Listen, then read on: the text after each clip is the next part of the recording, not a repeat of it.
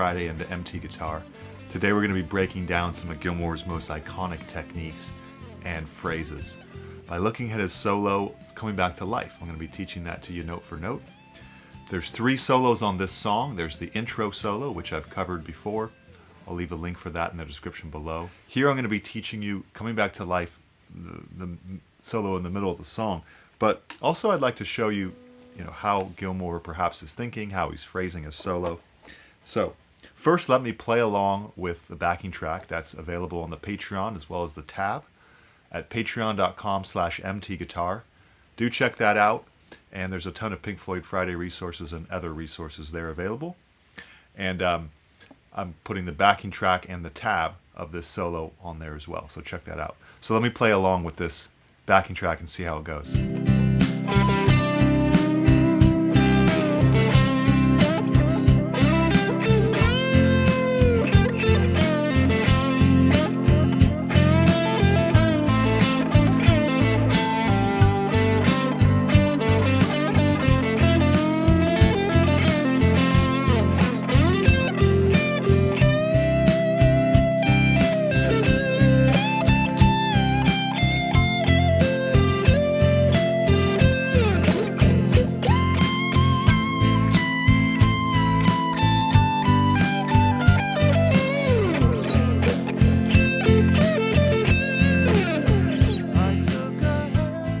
So I wasn't perfect, but it's okay to make some variations.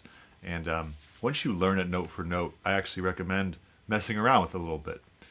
It's very realistic to how David Gilmour would approach his solos. He'll never play the solo exactly the same. And so part of this lesson is going to be talking about how do we digest his phrasing, his techniques, so that it's not so strict. Like, I got to play this note at this time. It's good to do that at first, and I highly recommend doing an exact transcription at first, but then lightening up, relaxing a little bit, throwing in your own phrasings, your own variations. And that's sort of the tradition of music. If you look at the history of music passed down, people make variations, and that's how it grows and expands. So you can add to the Gilmour sound by throwing in your own creativity. Okay. There's that little spiel there. So now we're going to break down this solo, and I want to talk about these phrasings. Right, first phrase there. We're in key of C. All right, this is a C sus2, but this is basically a C major, key of C major. So I'm going to do a major pentatonic here. Right, we're here in this shape, and he's going to go 2 notes there on the 5th fret, 4th string, then 7th fret full note bend on the 3rd string. We're bending to that major 3rd. It's bending to this note right here. You always want to know where you're bending to. Okay, now he's going to grab that 5th here, 2nd string. A little vibrato, and then 2nd string, 8th fret. Unbend, pull off to 5. Okay, so 7th fret full note bend to the 3rd. Grab that 8th fret, unbend, pull off to the root. Okay? And then he just sort of, goes 7th fret, 4th string, 5th fret, 3rd string, and then a quick 7th fret full note bend just to end the phrase. Okay? Now he's going to go up to this E shape of C. Sorry, E shape of C. And he's going to go a whole step and a half bend. So here's the phrase. Right? He's bending to this C note, or to this note, if you will. So instead of going, that wouldn't be very Gilmour, right? He's going to go, okay, he's bending a step and a half. Right? I use 11s, which is quite heavy for this kind of bending. Most people use 10s if you're going to do this kind of bending, but I'm a glutton for punishment, especially on acoustics, so I'm fine with it. But it's a big bend, so you would want to work on it. And the way I'm doing this is I'm going to put my pick on the 3rd string to make sure no extemporaneous noises come through. I don't know if that's the right word to use, but anyway. And then 8 to 10, 2nd string, and then we go back to 7th fret, and we bend it and unbend, pull off, same end of the last phrase. So, okay. Now, classic Gilmour stuff here. All right, so that's just first position A minor. The chord goes to A minor in the song, and also A minor is the relative minor of C major. So if you're in C major, your A minor scales will work. And of course, we often see those two chords together in a key. So C major, A minor, they go together really well. Right, and he goes to F. And then here's where he goes A minor. So Gilmour's going to milk this area. So here's the phrase.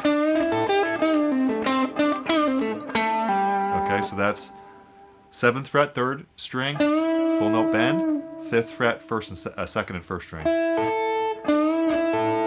Classic move right there. Now 8 to 5 pull off 2nd string. Now 7th fret, 3rd string to pull off to 5. So you're bending that 7th fret, pull off to 5. Okay, good move. Now we go 5, 7, bend and unbend, pull off 7, 4th string, 7 to 5 pull off 4th string. Okay, so that's a. So actually, sorry, it's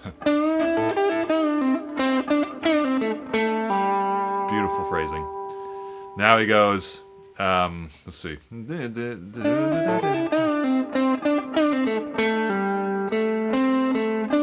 know, he goes 7, 5, 7, 7, 5. So that's. I like that. Then he goes. This is the hard move here. Sorry, he goes. So he just basically does the same thing but sped up. All right. So let's do it from.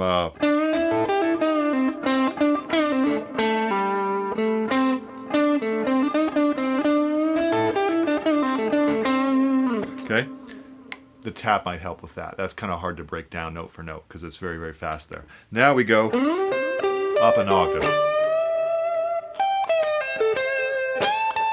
My favorite part. Wow. So he's going to go up 12. Here we are at the C shape of C. C shape of C. But here's your major pentatonic in C. He's going to go 12, 13, 12, 15, 12. Now 15 full note bend to the 3rd of the key. You're bending to that E note. But you need to do it with the ring finger, not like I just did with the pinky. So. Because you need the pinky for the 15th fret 1st string, unbend, 14th 3rd string, 13th fret 2nd string. Grabbing the 5th. And then end the note, end the phrase on the tonic note, on the C note. So we're sort of getting in the mind of Gilmour, right? Now we're going to bend 15th fret, full note, and then unbend, pull off to 13. So. Now a trill, 12, 13, 12, hammer on pull off. 13, 2nd string, 12th fret, 3rd string. That's the C major triad. Gilmour loves to play triads single note in an arpeggiated way in his solos. Now he bends, slides 13 to 15. Now 12th fret, 1st string, 12th fret, 3rd string, 13th fret, 2nd string. So that's. Last phrase here, we slide up to 20. 3 times. 19th fret, half step bend. Gilmour loves to bend super high notes very, very gracefully and bluesily. Right, just absolutely gorgeous. 3 times. Half step bend, unbend. Let me just play it first.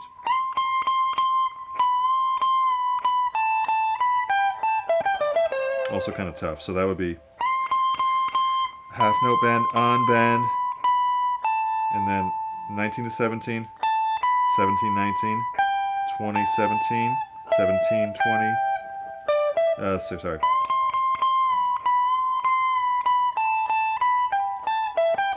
Yeah, so then it's 17, 20, 19, 17, 7, 17, Yeah.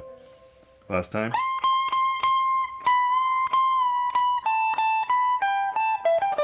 See? Then he goes side ups to 13, same note as this, just unison. So he goes side up, and then 14th third string, and now. So. Okay, so that's 14th fret, no, 15th fret, full note bend, 14th fret, third string, 15 second string, 14 again, 13. So that's. So let's do the whole phrase.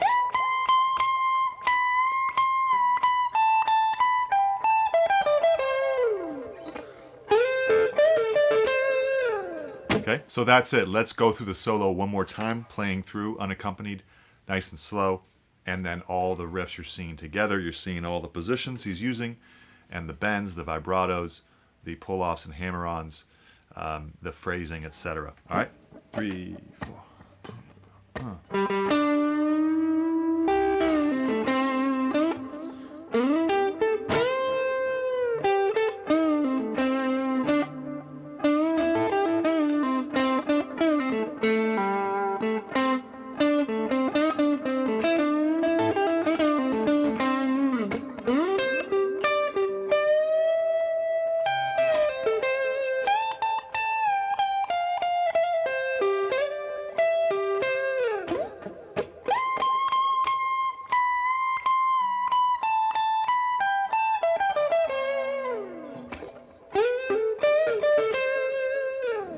Okay, so there you go. That's a delicious little solo, and remember to go slow. Remember to look at each phrase, and then once you learn it, make up your own variations and sort of mess with it a little bit. Try it over the backing track on the Patreon. Kind of a fun thing to do as well, to play along with the full drums and bass and everything. Also play along with the recording. So those are different ways to practice it, unaccompanied, accompanied, whatever you like. The tried and true way is just to play along with the recording and match his solo. You can also match with my demo here. Okay. Hope you're doing well. And remember to subscribe, share with your friends if you'd like. Pink Floyd Friday, we're trying to build that excitement there. And every thumbs up helps a lot. All right. We'll see you next time. Thanks. Bye.